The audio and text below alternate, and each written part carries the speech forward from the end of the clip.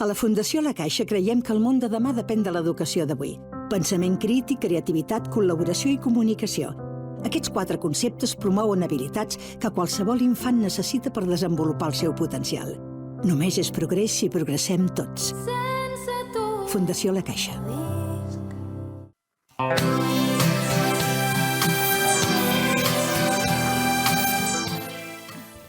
Hola, buenos días. Domingo, aquí estamos, como siempre, y siempre trayendo gente de primerísimo orden. Hoy traemos a Antonio J. Candil, que ya es un antiguo, no me gusta decir cliente, sí colaborador de la casa. Ya va por su 3er libro, al menos el que yo he hecho, sé que ha hecho más, y nos ha prometido otro para fin de año. Ha hecho un libro muy técnico, pero muy curioso, es sobre los carros de combate del ejército español. Dice las verdades del barquero, los que hemos hecho la mili todos sabemos lo que es, yo la hice muy más corta que los demás, pero bueno, eso es otra cosa. Y ha hecho un libro muy bonito, y bueno, como cada semana, pues le haremos nuestras preguntas. ¿Qué tal, Antonio? ¿Cómo estás? Todo bien, pues venga. todo bien aquí en nuestros Estados Unidos, que cada vez son más desunidos. Oye, ¿por qué el arma de caballería es incomprendida en España? Bueno, te diría que es que el arma de caballería, tú sabes que está la figura de jefe de Estado Mayor del Ejército, y te diré que desde los años 70 no ha habido un jefe de Estado Mayor del Ejército que sea de caballería.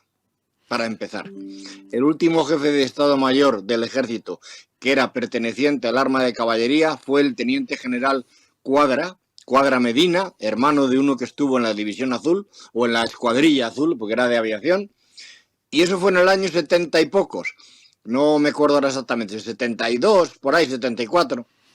Desde entonces no ha habido un teniente general jefe del Estado Mayor del Ejército perteneciente a la caballería. Hoy la caballería prácticamente ha casi desaparecido. Con eso te diría todo.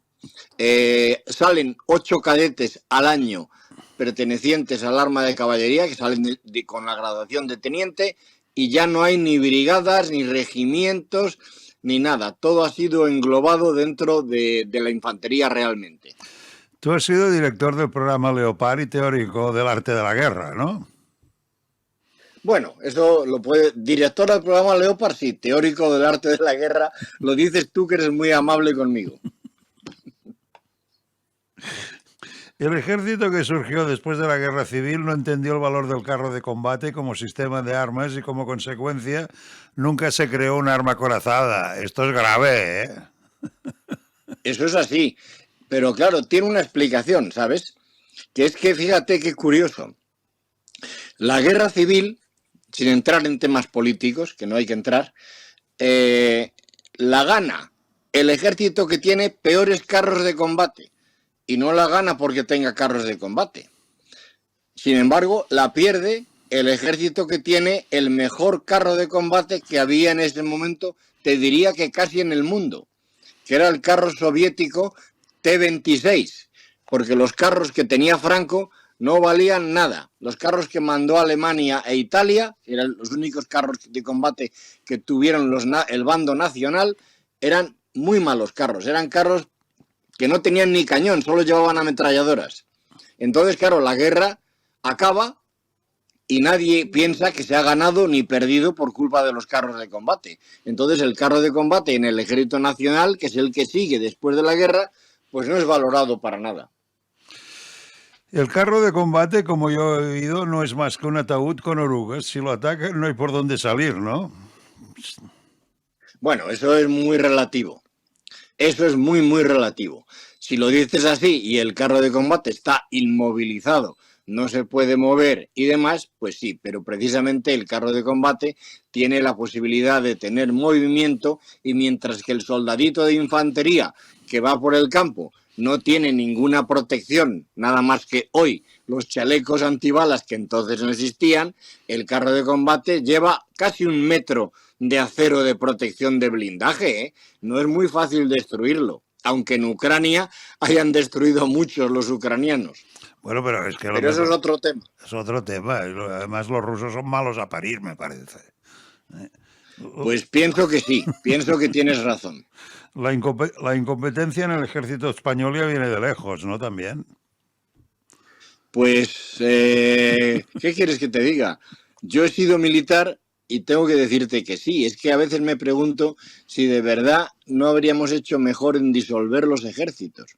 O al menos alguno.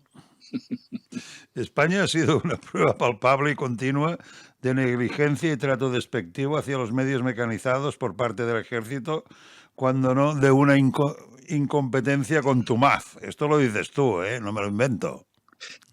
Eso lo digo yo y lo dije delante del secretario de Estado de Defensa entonces, en una conferencia que pronuncié presentando un libro que apadrinó el propio Ministerio de Defensa, para que tú veas que ni siquiera leían lo que escribía yo, y lo dije delante del secretario de Estado de Defensa, que en entonces era el señor Pedro Morenés, que luego fue ministro de Defensa, sí, posteriormente, con Rajoy en el gobierno. Lo dije, oye, y allí no se inmutó nadie. España es el único país... Así que con eso te digo todo. No, ya veo que tú lo reconoces además. España es el único país de la OTAN que no dispone de arma acorazada como tal, nunca se constituyó ni se organizó. O sea, entonces la división acorazada Brunete, que hablaremos más adelante, ¿por qué se le llamaba división acorazada? Bueno, sí, porque por los medios que tiene, pero no porque pertenezca a un arma. Es decir, igual que existe la infantería, la caballería, la artillería, los ingenieros, intendencia, sanidad, todas esas cosas, en los ejércitos de la OTAN, por ejemplo, el ejército británico tiene infantry y luego tiene una cosa que se llama Royal Armour Corps, Real Cuerpo Acorazado. Estados Unidos tiene infantería y tiene una cosa que se llama arma acorazada. Lo que ha desaparecido en casi todos los ejércitos es la caballería con el nombre de caballería, pero no la caballería en sí. En Francia, por ejemplo, hay infantería y luego está arma blindada caballería. Y todos los carros de combate pertenecen al arma blindada de caballería. Yeah. En Alemania pasa igual. En Alemania no hay caballería. Hay tropas Panzer, los famosos Panzer. Y las tropas Panzer son las que tienen los carros de combate. El motor Renault 35 caballos estaba situado en la parte trasera. La alimentación se hacía con ayuda de bombas y sus dos depósitos tenían una capacidad de 95 litros. La transición comprendía un embrague y caja de velocidades. Esto lo dices tú, ¿eh? Y sin embargo, Renault con 4 marchas adelante y una sola marcha para atrás, ¿dices que era más práctico? ¿O he entendido yo que era más práctico? Ese es el carro primero que tiene el ejército español. El Renault, el FT-17. Ese carro de combate era el primero que tiene España y era relativamente sencillo de manejar. Es lo que quiero venir a explicar.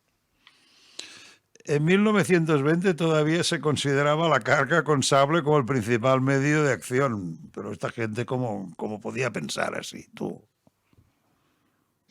Bueno, primero porque España no había intervenido en la Primera Guerra Mundial y no tenía experiencias de lo que había sido el combate en el frente occidental entre ejércitos modernos, como podía ser el francés, el inglés y el alemán.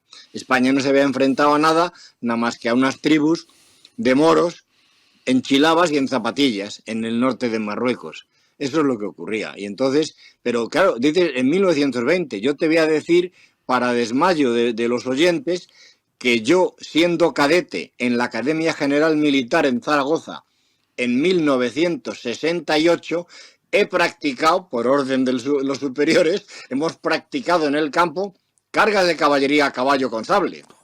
En 1968. ¿Y no se hiciste un hartón de reír toda la tropa?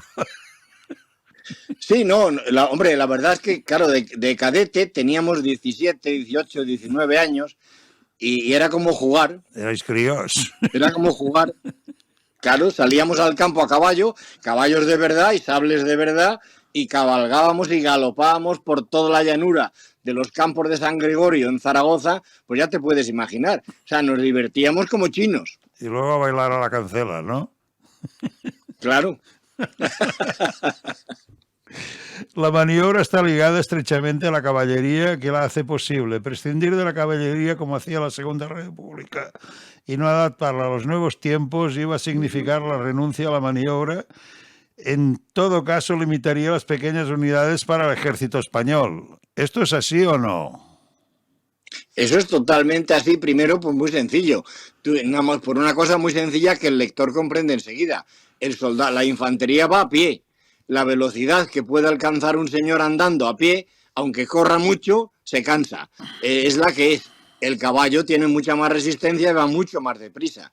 Si el caballo encima lo sustituyes por un tanque, pues fíjate la maniobra que tiene la caballería y la velocidad que puede imprimir. Y eso es lo que hicieron los alemanes. Los alemanes, cuando invaden Polonia e invaden Francia en 1940, no llevan caballería a caballo, son los tanques.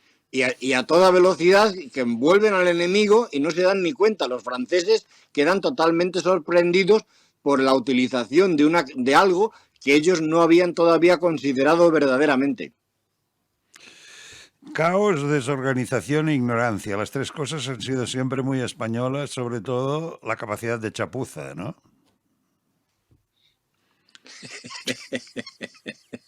¿Qué te voy a decir? Pero eso es en todos los órdenes de la vida en España, ¿eh?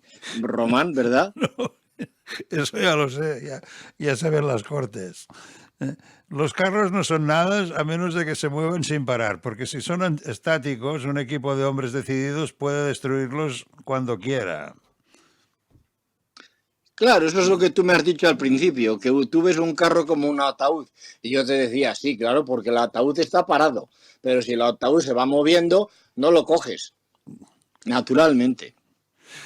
Chenilet Sat, Chamo, en 1951, un extraño vehículo de ruedas y cadenas que había sido rechazado por el ejército francés, pero que España compraba ahora sin los preceptivos estudios.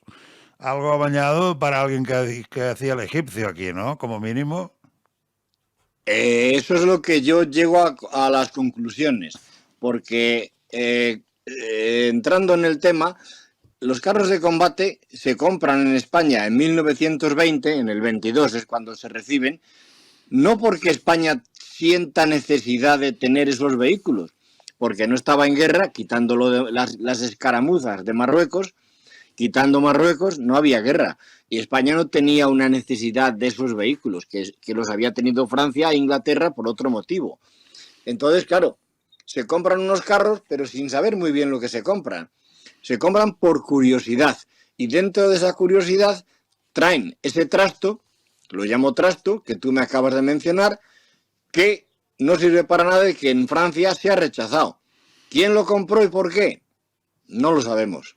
Ya, pero es que veo que luego tú haces que este empleo de carros de combate se llevó a Marruecos, ¿eh? Sí. Aunque las tripulaciones no estaban suficientemente instruidas, o sea, no hicieron prácticamente ni un curso de combate con tanque. Nada, porque era todo muy nuevo y nadie sabía lo que había que hacer. Entonces, algún sabio, como os pasa siempre, con estrellas y fajín de general, esto a Marruecos. Ya. Y los mismos franceses le dijeron a los españoles, oiga, nosotros no hemos empleado esto contra guerrilleros ni contra gente no armada directamente en combate, no sabemos qué funcionamiento y qué resultado puede tener esto en un ambiente de guerra colonial, como era Marruecos. Ya. Y así ocurrió, que no sirvieron para nada realmente. En España el conflicto de Marruecos no lo resuelven los carros de combate, para nada. Ya. En España se padecía de una falta de adaptación a los progresos de la técnica militar. O sea, hemos de decir que siempre ha sido muy conservador el ejército, hasta para salvar la piel, por lo que veo, ¿no? El ejército español y sobre todo los mandos estaban muy aferrados a la doctrina francesa y todavía a principios de siglo mucho de lo que se estudiaba era cómo Napoleón había maniobrado en el campo. Entonces, las escuelas de Estado Mayor, el conocimiento de la táctica moderna, la Primera Guerra Mundial, todo eso no se había estudiado a fondo. Las reformas de Primo de Rivera llevaron a disolver artillería, una de las mayores barbaridades de la historia militar española. Esto lo dices tú. Pero lo hizo Primo de Rivera. No, Y lo hizo porque, como siempre, los españoles, como no tenemos nada que hacer, nos peleamos entre nosotros. Y el ejército coge y disuelve la artillería. Pues es una estupidez y lo disuelve porque se enfada con los de artillería. Los de artillería protestaban por la política de ascensos y de recompensas que llevaba Primo de Rivera, que era de infantería, y como era el que mandaba, disuelve la artillería. O sea, una estupidez detrás de otra. Por tanto, cuando la dictadura de Primo de Rivera terminó, el ejército era un organismo totalmente ineficaz y con escasa operatividad. Claro, y la prueba la tienen, sí. No, sí, totalmente de acuerdo. El capitán Vicente Guarnir, que mandó la compañía Renault en Marruecos, exponía con claridad que se había hecho mal y que se tenía que corregir. ¿Le hicieron caso a este señor? No, porque Vicente Guarner, además, cuando empieza la guerra civil, se mantiene leal a la República. Ah. Y amigo mío, a Vicente Guarner casi se le declara no políticamente incorrecto y persona no grata. Entonces ya podía decir lo que quisiera. Ah, vale. O sea, lo echaron en una palabra, lo echaron del ejército, ¿no? Entre la República... Al acabar la guerra civil, Vicente Guarner, tengo entendido que se exilió a México. Ah, está exiliado. Entre la República y la Guerra Civil, incoherencia plena y carencia total de medios acorazados. Esto también lo dices tú. Sí. Y es que no se hizo nada. España compró 11 carros de combate, que quedaron 10 prácticamente, en 1922, y no se hizo nada, y cuando llega 1936, el ejército español tiene 10 carros de combate en servicio. 10. 5 se quedan en el bando nacional y otros 5 se quedan en el bando republicano. Bueno, al menos... Es prácticamente cómico. Es como una película de Federico Fellini. Sí. Manuel Azaña, profundo... Y claro, el estado además operativo de esos carros, al empezar la guerra civil, no funcionaba ninguno. Encima no funcionaba ninguno, vaya. Manuel Azaña, profundo admirador del ejército francés, se enfrentó con un problema doble al llegar al Ministerio de la Guerra. En primer lugar, el tamaño del ejército y la actitud de los propios militares ante la injerencia de un civil en el ejército. Esto no lo soportaban, por lo que veo. Y entre tú y yo me atrevería a decirte que tampoco lo soportan hoy. ¿Es un civil? Es una señora, me parece ahora. Claro, es una señora, Margarita Robles. y de cara a la galería todo el mundo sonríe, pero por detrás yo sé que no les gusta nada. La reforma de Azaña acabaría siendo una cosmética. Es más cosmética que eficaz, quiero decir. Sí, claro. Tú fíjate que cuando empieza la guerra civil, fíjate el estado del ejército. Lo único que había que era algo operativo y en lo que se podía pensar que podía servir para algo era el llamado ejército de África, que era la Legión y los regulares. Y eso se queda con ello Franco. Bueno. El resto del ejército no valía prácticamente para nada. O sea, totalmente inoperativos, me estás diciendo. Totalmente. El ejército español en 1936, si hubiera tenido un enemigo externo, hubiera sucumbido en 2 días. En 2 días. Había prácticamente nada de artillería, nada de carros de combate, 10 carros que no funcionaban y muy poquita aviación. Que la aviación en aquella época además pertenecía al ejército de tierra, ¿eh? Ah, sí. Sí, la aviación, el ejército del aire no se crea hasta 1940. Ya, o sea, acabada la guerra. Acabada la guerra y porque copian a los alemanes. Quieren hacer la Luftwaffe. Sí. Y por eso se crea el ejército del aire en el 40. Ya. En España, en materia de carros de combate, se había llevado una política casi abstencionista y de retraso muy grande, pero bueno, esto ha sido crónico en España, no aparte del ejército. Sí, y en muchos aspectos. Dicen que los carros de combate serían un lujo excesivo para nuestra proverbial proeza. Proeza, pero ¿qué proeza sería? ¿Salir con el sable No, por los no campos sé. de San Gregorio? Había mucha gente a nivel de altos mandos que pensaban que los carros de combate eran caros de mantener, difíciles de manejar, requerían una industria, que eso es cierto, y no había industria ni nada en España para tener unos medios, no solo carros de combate. Piensa que el ejército español en 1936 apenas tiene vehículos de rueda de ningún tipo. Caray. Es un ejército a pie y a caballo. En 1935 se adoptó finalmente el vehículo de 4 ruedas Bilbao. Se trataba de una autoametralladora construida en España desde el 32 al 36, denominada MG Automotor. MG, esto es una patente inglesa, ¿no? Sí, el motor, probablemente los motores eran americanos, si no recuerdo mal, y efectivamente la industria en el País Vasco además ha estado muy ligada siempre a Inglaterra de alguna manera. El conocimiento que se tenía en España sobre las experiencias y ensayos británicos en cuanto a la mecanización era muy limitado, se consideraban muy radicales. En el Estado Mayor predominaba el escepticismo. Los generales siempre eran tan derrotistas aquí.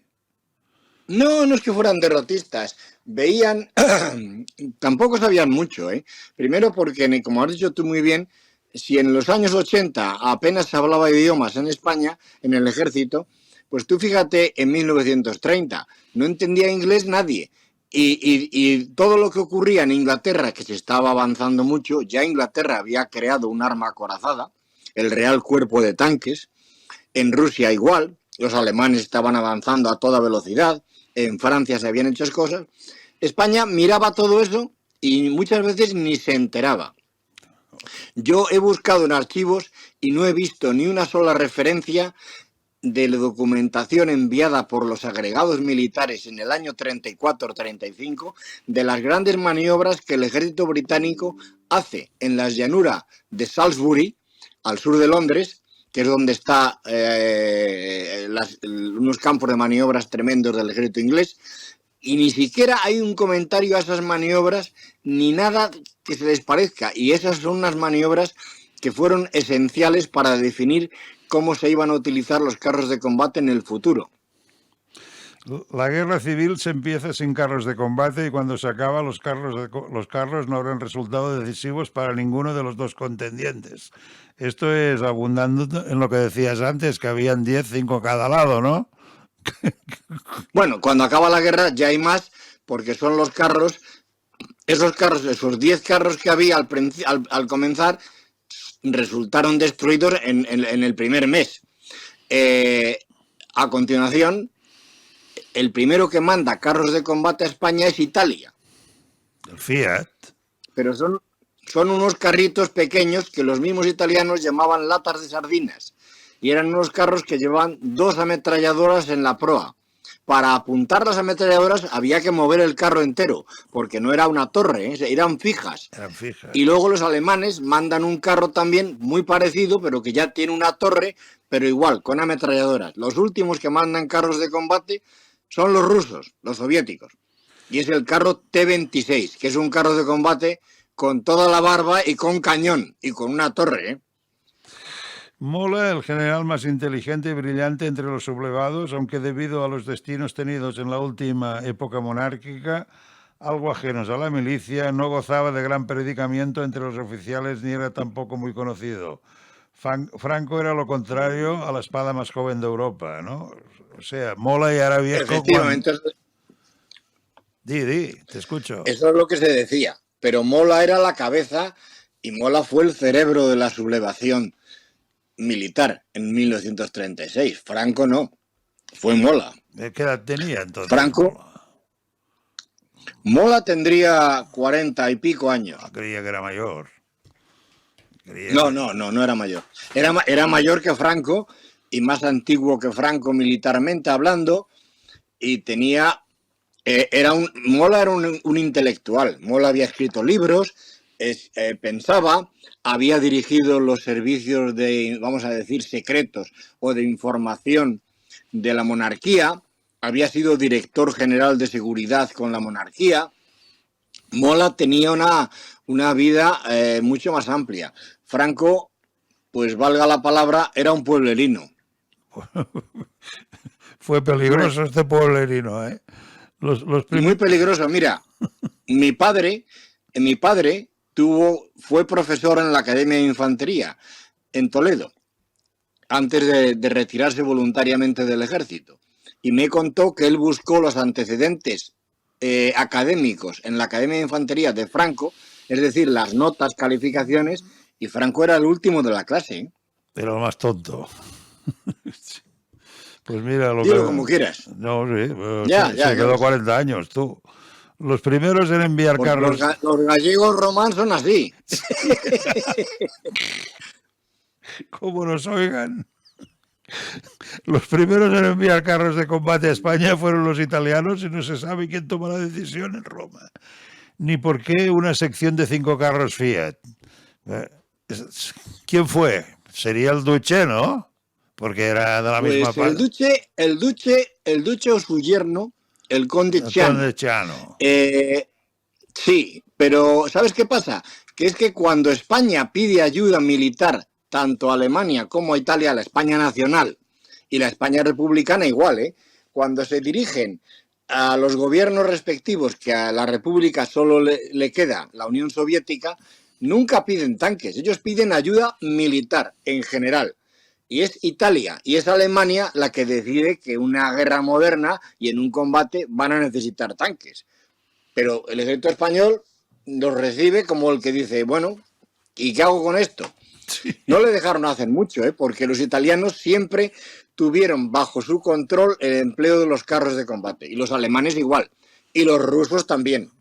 O sea, era personal ruso y personal alemán y italiano. O sea, y personal italiano. Ya. Efectivamente. Alemania, por su parte, suministró a lo largo de toda la guerra 122 carros Panzer 1AB. Los carros enviados a España eran simplemente los que las naciones tenían en este momento y parece ser que aún no necesitaban. Y nosotros sí. Bueno, pero como te he dicho, no los piden los españoles, lo deciden ellos. Ya. O sea, los españoles no pedían sables, arcos y flechas, por lo que me estás diciendo. No, pedían ayuda militar en general. Ya. Fontoma fue muy crítico sobre el empleo de los carros en la guerra civil, manteniendo siempre un tenso debate con los oficiales españoles a los que acusaba de aprender rápidamente, pero de olvidar también muy rápidamente. Tú de esto debes saber algo, ¿no? Eso lo decía el coronel alemán, que luego fue general de división y mandó el Afrika Korps, incluso en la batalla del Alamein, el que está al mando directo de las tropas en 1942 es el general Fontoma, que era el que había estado en España y había mandado también una división acorazada ya en Rusia. Y Fontoma decía eso, que sí, los españoles aprendían deprisa, pero al día siguiente se les había olvidado lo que habían hecho el día anterior y volvían a cometer los mismos errores. Yeah. ¿Qué quieres que te diga? Babini era un creyente en las posibilidades del carro de combate y en el arma acorazada. ¿De dónde salía este Babini? Bueno, Babini es un coronel italiano que estaba destinado y manejaba y había sido uno de los pioneros en vehículos y en blindados y en la mecanización del ejército italiano de Mussolini. Y Babini viene a España a raíz del desastre de Guadalajara. Italia sustituye a los mandos que había en España en ese momento hasta Guadalajara, es decir, hasta marzo del 37, y Babini se incorpora a España en abril y reorganiza todo lo que había del ejército italiano, reorganiza las unidades acorazadas, cambia totalmente de tácticas y, bueno, al final da resultado. Los medios acorazados de Babini son los que entran en Santander en 1937, intervienen en lo que fue la campaña de Aragón, cuando se llega al Mediterráneo y se corta lo que era la República en dos. Y esas son las ideas de Babini, que al igual que Guderian o Little Heart en Inglaterra y Guderian en Alemania, pues es uno de los pioneros en el empleo de las unidades mecanizadas, motorizadas y móviles. Y en África hace lo mismo, pero en África tiene muy mala suerte y en la batalla de Bedafon, en el 41, se enfrenta con el ejército británico, lo destrozan sus unidades, lo cogen prisionero y pasa el resto de la guerra, que le sirvió de mucho, porque por lo menos sobrevivió en un campo de prisioneros, me parece que inicialmente en la India y luego en Canadá. Ya. La República garantizaba el pago mediante las reservas de oro del Banco de España. Aún no se las habían dado a los rusos. Sí, el oro, ten en cuenta que los primeros carros de combate llegan a España, 50 carros, el 12 de octubre de 1936 y llegan a Cartagena. Y en noviembre es cuando se manda el oro del Banco de España a través de Cartagena y al puerto de Odessa y a Moscú. Un mes después es cuando España envió todo el oro que tenía. Sí, así nos ha ido. ¿Por qué no se... Bueno, lo envió inicialmente, decían, para ponerlo a resguardo de que no lo cogiera Franco si conquistaba Madrid. Que se veía que Franco podía conquistar Madrid, ¿eh? Por eso el gobierno se había ido a Valencia. Ya. ¿Por qué no se tendrán en cuenta las enseñanzas y lecciones de la guerra civil? Lo dices en la página 57. Sí, esa es una cosa que es aplicable a muchos aspectos. Hay un teórico y filósofo británico, militar, que es Little Heart. Little Heart tiene un buen libro que se llama ¿Por qué no aprendemos de la historia? Pues yo no tengo la respuesta. Quizás interviene la política y hay cosas que alguien considera que es mejor olvidarlas y otras no tenerlas presentes. Es la única cosa que podría aventurarme, pero la realidad es que no se tienen en cuenta las enseñanzas. Con los nuevos carros italianos recién llegados se formó una primera compañía de carros Fiat L3 con 15 carros, entre ellos 3 de la versión lanzallamas que llevaba el remolque con el líquido inflamable, que esto, vamos, eso sí que era una tumba, eso. Totalmente de acuerdo contigo. Yo cuando pero eso eran... Di.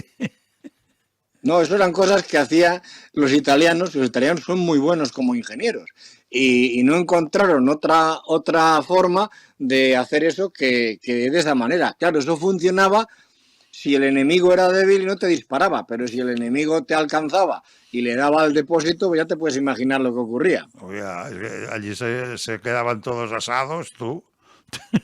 Claro. Los carros de combate soviéticos no habían salvado a Madrid, ni los alemanes o italianos habían ayudado a conquistarla. Esto lo dices en la página 64. La guerra civil, en el fondo, mi querido Román, fue una guerra entre infanterías. O sea que nada, vaya, en una palabra.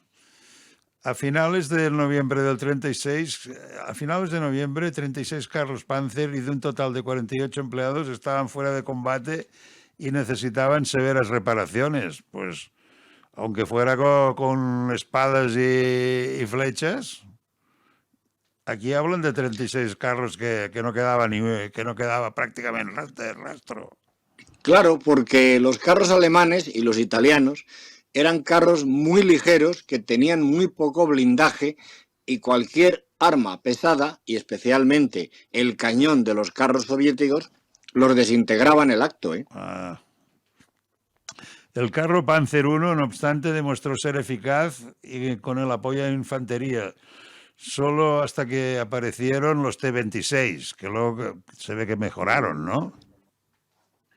Bueno, si tú atacabas a un enemigo que no tenía carros de combate ni tenía medios, como pasó en Málaga, y lo atacabas con unos carros de combate, por muy malos o ligeros que fueran, pues tenías éxito, claro, porque el otro no tenía nada. No podía contestar el fuego. Claro, aunque solo tenían ametralladoras, pero en cuanto aparecía el carro ruso, se acababa la risa. Ya. El resultado final de la batalla del Jarama no resultó después de todo favorable para la República y sus aliados soviéticos, ya que sufrieron la pérdida de 34 tanques. Oye, para sufrir una pérdida de 34 tanques tienes que haber recibido mucho palo, ¿eh? ¿Sabes qué pasaba? Una de las cosas que Alemania envió junto con los carros de combate y que no se le dio mucha importancia fueron los cañones antitanque. Ya. Y Franco tenía muchos cañones antitanque y los pusieron muy bien, eran muy pequeños, eran bajos, camuflados, y cuando pasaban los carros rusos, a 1000 metros de distancia, a 1 kilómetro, un cañón antitanque alemán destruía por completo a un carro ruso. Ya. La conquista de Málaga había sido una prioridad de las necesidades del Frente de Madrid. Tú has hecho varias menciones a la conquista de Málaga. ¿Qué pasaba exactamente en Málaga? Que lo entendamos todo. Bueno, Málaga primero era un puerto importante en el Mediterráneo. Después, conquistando Málaga, se cerraba mucho lo que era Andalucía. Solo les quedaba a la República, Almería y Jaén, porque Córdoba ya era una provincia en manos del bando nacional, con lo cual se cortaba mucho el frente y luego además se privaba a la República de un puerto importante, porque claro, teniendo Málaga, conquistaron también Granada y solo les quedaba Almería.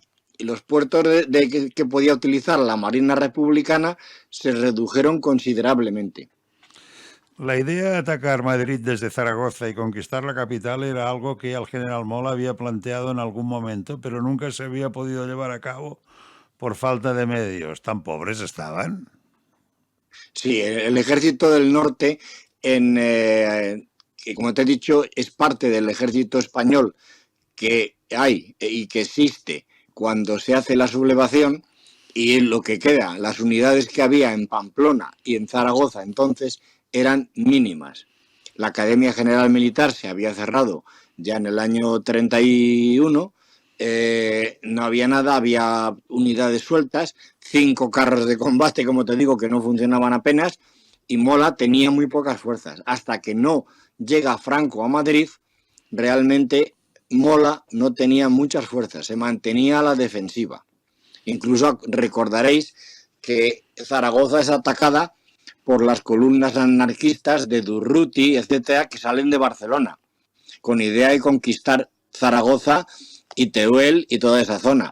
Y todo eso se queda estancado durante toda la guerra. Mola no podía actuar, pero la idea de poder avanzar por lo que es la carretera de Barcelona, a lo largo de ella, hasta Alcalá de Henares y llegar a Alcalá de Henares y coger Madrid por el norte, era una posibilidad que son los italianos los que dicen, vamos a hacer eso, porque después de Málaga, con nuestros tanques, podemos hacer eso. No contaban con los tanques rusos. El general republicano Miaja entendió a la perfección cuál era el objetivo nacional y ordenó enviar fuerzas con todas las fuerzas a la zona de Torija-Brihuega, especialmente los carros de combate. Miaja para mí siempre ha sido una cosa que extraña en la República, porque me parece que era un señor que además veía muy poco, porque siempre lo pintan incluso con unas fotos, con unas gafas, con un culo de sifón, pero aún así era de los pocos eficientes que tenían. Era efectivamente un general profesional de Estado Mayor, uno de los pocos eficientes, pero Miaja tenía detrás de sí y como respaldo la figura entonces del todavía comandante o teniente coronel de Estado Mayor, Vicente Rojo. Vicente Rojo sí tenía una buena cabeza.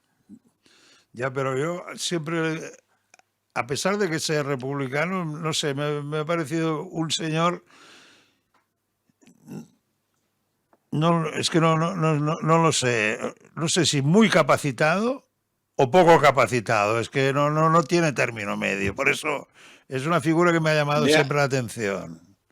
Hablas de Miaja. Hablo de Miaja, sí, hablo de Miaja. Sí, de Miaja te diré que la opinión que tú tienes la comparten muchos y es más, los mismos republicanos no se fiaban de Miaja del todo. Ah, esto ya no lo sabía. Una vez que Franco entendió que no iba a poder conquistar Madrid de forma inmediata, decidió emprender la acción donde el enemigo era débil y la guerra del norte no significaba desde el punto de vista nada desde el punto de vista de los carros de combate, o sea que no los usaron para nada, en una palabra, ¿no?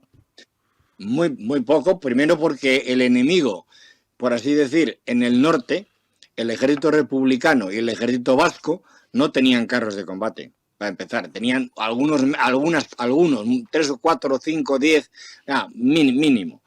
Y era una guerra de infantería y luego el terreno en el norte también es muy complicado para emplear los carros de combate. Sin embargo, sí se emplearon un poquito. Los italianos los emplearon en Santander y Asturias y, es más, subieron el puerto del Escudo y llegaron a Santander y entraron en Santander. Por eso en Santander la plaza de que había donde el casino, que no sé si le han cambiado el nombre, se llamaba Plaza de Italia. Ya.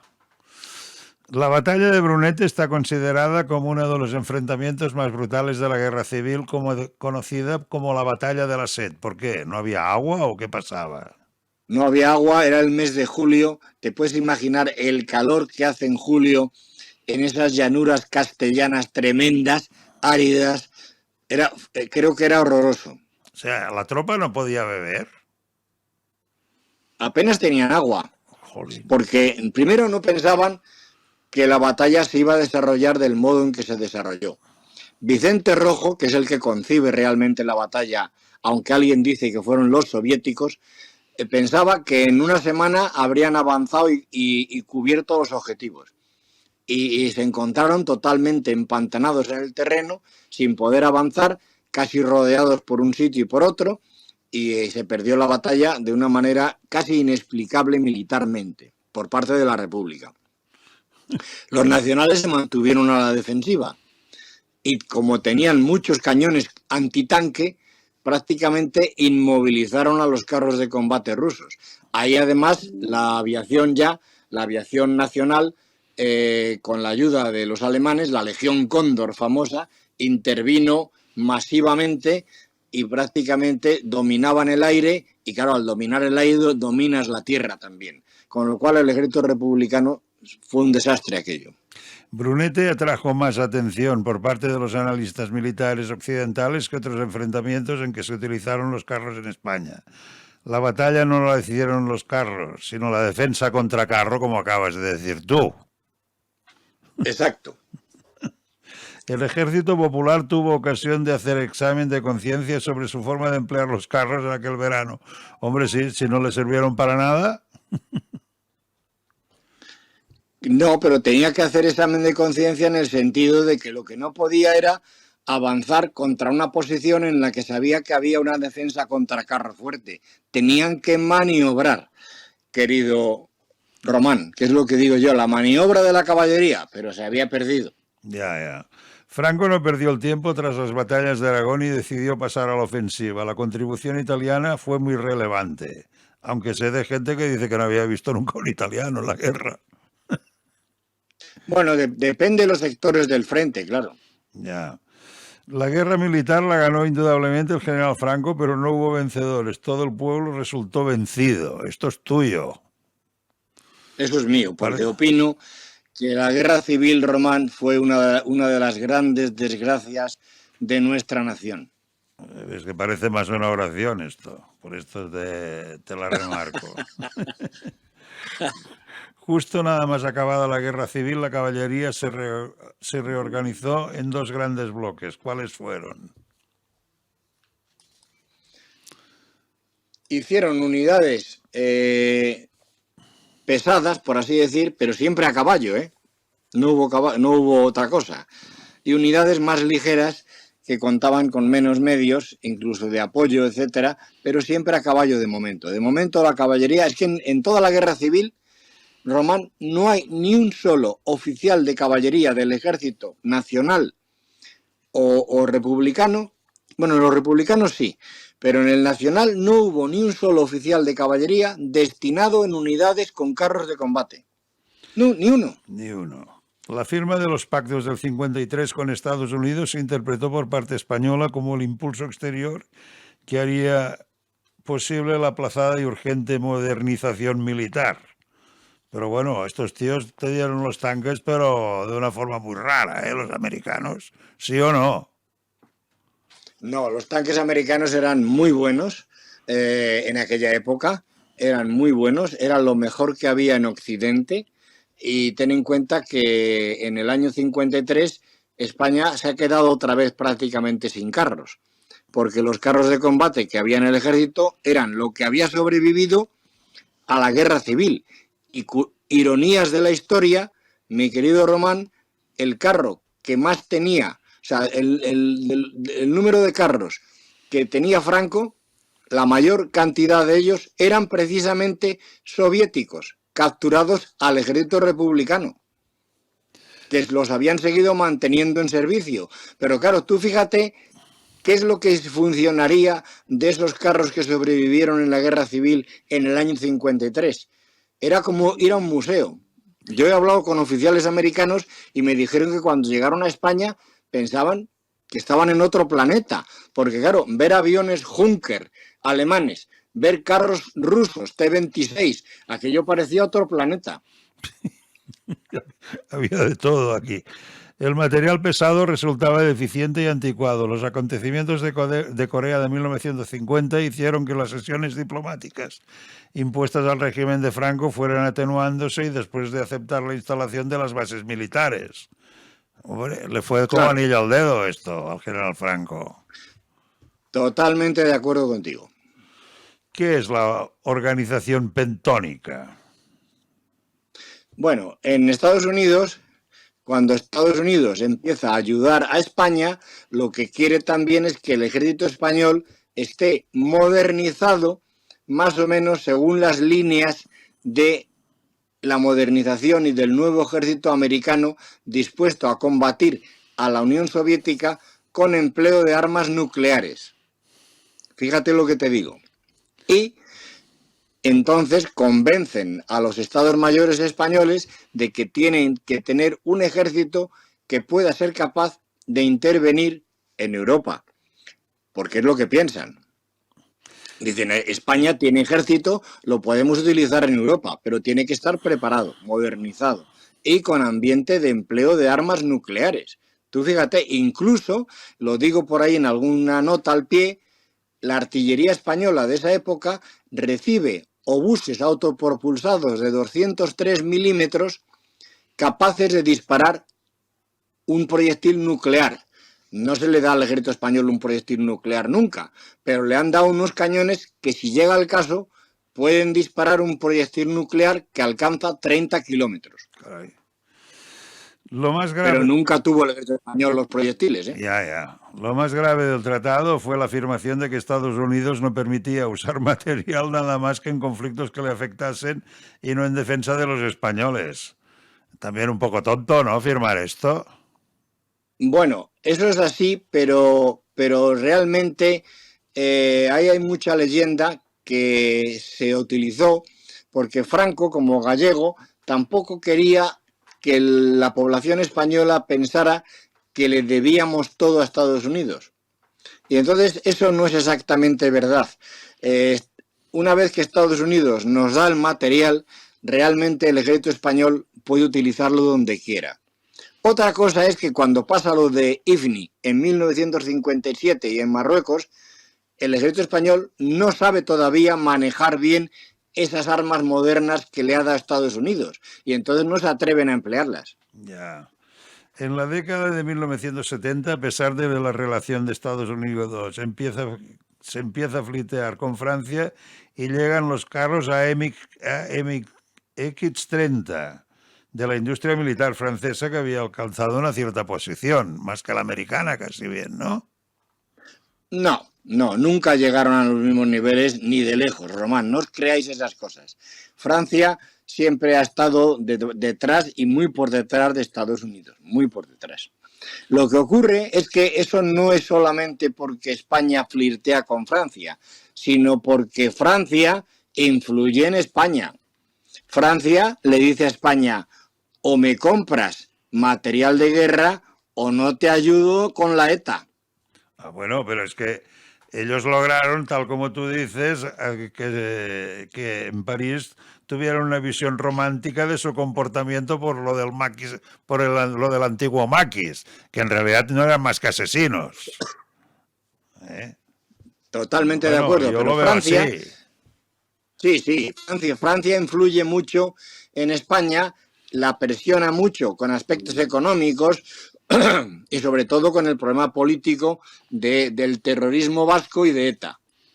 Bueno, en el 70 firmaron, el Ministerio de Defensa español firmó un acuerdo de cooperación militar con Francia y Efectivamente. compraron 200 carros de combate, que esto debía costar una pasta. Sí, señor. Y el batallón sahariano de Carlos demostró que podía dar de sí una unidad acorazada cuando dispone de mínimos medios necesarios para el cumplimiento de su misión. O sea, en el Sahara sí que tenían todo, ¿no? Cuando la Marcha Verde, supongo. Efectivamente, estábamos bien dotados. Yo estuve allí presente. Yo era uno de los oficiales que mandaba una pequeña unidad de carros de combate en el Sahara. Y teníamos medios, pero también te voy a decir una cosa. No hubiéramos durado más de 8 días. Teníamos lo suficiente para que si hubiera habido un conflicto con Marruecos, 8, 10 días. No teníamos más. ¿Y no teníais avituallamiento, aprovisionamiento de munición? Para más de 8 o 10 días, no, Jolín, Román. hostia, pues aquí está una misión suicida. Y luego te digo otra cosa. En el Sahara, el batallón de carros de combate era un batallón mixto compuesto de carros de combate americanos y carros de combate franceses AMX-30. Y el mejor carro del batallón eran los carros americanos.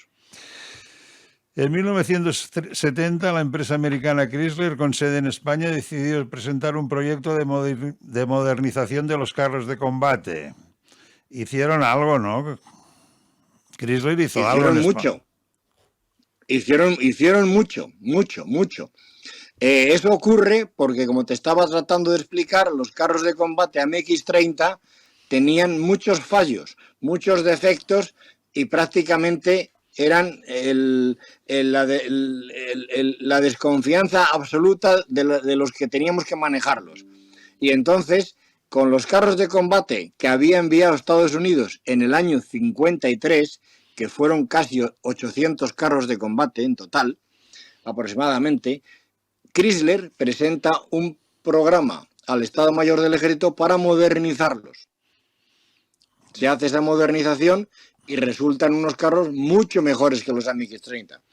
Bueno, y para terminar, Narcís Serra concibió la idea de fabricar en España la versión empobrecida del nuevo carro alemán Leopard 2. Los principales requisitos que se contemplaban eran la movilidad, la potencia de fuego y con una prioridad secundaria, la protección. Un poco burros, ¿no? ¿Sabes qué pasa? Un tanque es una combinación de 3 cosas: protección, movilidad y capacidad de fuego de destrucción, es decir, armamento. Tienes que equilibrar las 3 cosas. Si haces algo que esté muy protegido, que son los carros ingleses, entonces son lentos, porque no tienes un motor capaz de mover algo que pesa tanto. El cañón puede ser el mismo en ambos casos, pero la movilidad y la protección son factores casi antagónicos que hay que equilibrar. No sé si fue Narcís Serra realmente el que concibió, yo creo que él no, fue alguien de sus asesores. Y lo que querían hacer era un Leopard 2 peor al Leopard 2 de verdad, que es el que ya tiene el ejército español. Querían hacer un Leopard 2 peor porque pensaban que era más barato, e iba a salir más rentable y se podría hacer. Y luego alguien, no sé quién, se empeñó en decir que los tanques Leopard no cabían en la red de ferrocarril española. Eso es mentira, porque los Leopard de hoy se mueven por el tren perfectamente. Vale, muy bien. Bueno, pues hasta aquí. Es un libro que narra la mecanización del ejército español a la que al mismo tiempo se oponía y la incompetencia de los que mandaban, sean militares o civiles. Leer 100 años de carros de combate en España, de Antonio José Candil, de Ediciones AH Perdón, Ediciones HRM. Es un libro fantástico y no debería faltar en ninguna biblioteca de los aficionados a esta materia. Nada más, hasta aquí. Muchas gracias por todo. Bueno, Román, gràcies a ti, un abrazo muy fuerte. A la Fundació La Caixa creiem que el món de demà depèn de l'educació d'avui. Pensament crític, creativitat, col·laboració i comunicació.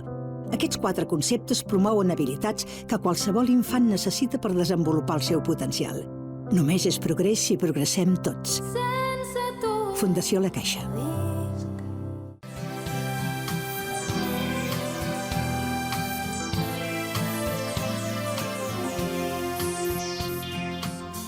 Programa patrocinat per CaixaBank i Saba Aparcaments.